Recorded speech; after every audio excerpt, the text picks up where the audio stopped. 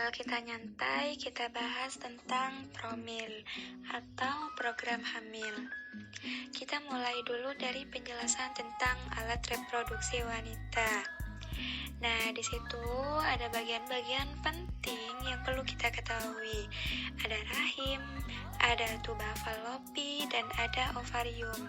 Kita ibaratkan alat reproduksi wanita ini seperti kerangka manusia.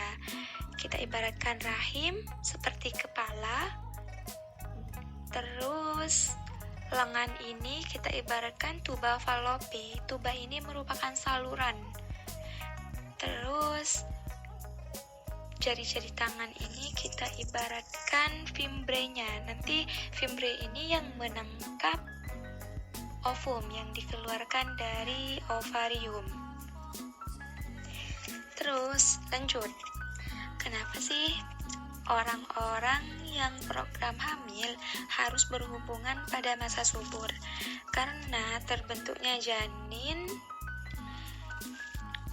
dikarenakan bertemunya sel telur dan sel sperma. Sel telur ini hanya bisa didapatkan pada saat masa subur.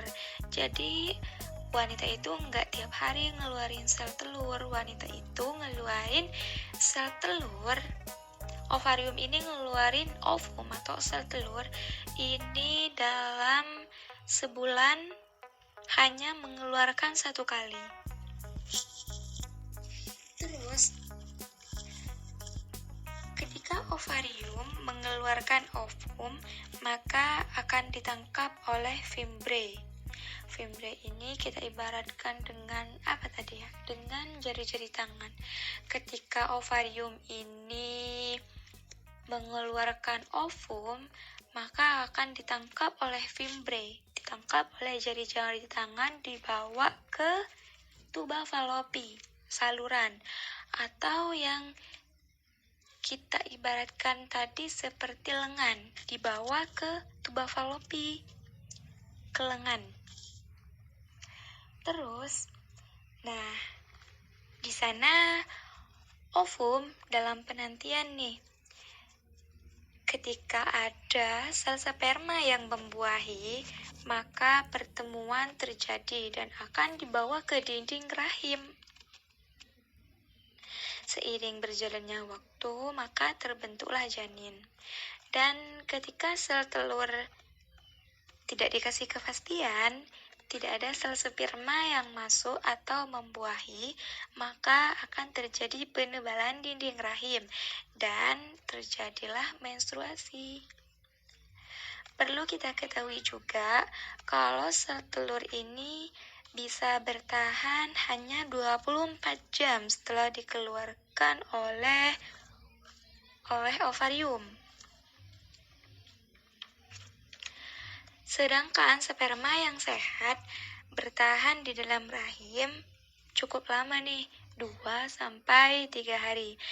Jadi contoh kecilnya begini. Tanggal 1 nih misalkan melakukan berhubungan, dan tanggal 3 sel telur baru dilepaskan oleh ovarium, maka kemungkinan besar akan terjadi kehamilan. Kenapa? Karena sperma ini bertahannya di dalam rahim jangkanya itu sedikit lama, 2-3 hari. Jadi itu kemungkinan besar masih terjadi kehamilan. Dan juga perlu digarisbawahi, kalau semakin hari jumlah sperma di dalam rahim ini akan semakin sedikit, entah itu mati